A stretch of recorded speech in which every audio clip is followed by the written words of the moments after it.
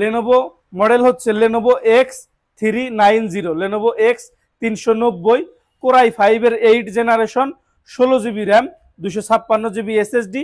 এরপর আপনারা RAM SSD update করতে পারবেন। কোরাই 5 16 256।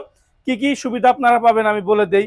কিবোর্ডের মধ্যে ব্যাকলাইট পাবেন, ফিঙ্গারপ্রিন্ট সেন্সর পাবেন, 19-20 1080 রেজুলেশনের ডিসপ্লে পাবেন, ফুল এইচডি, সমস্ত ধরনের পোর্ট ফ্যাসিলিটি থাকবে।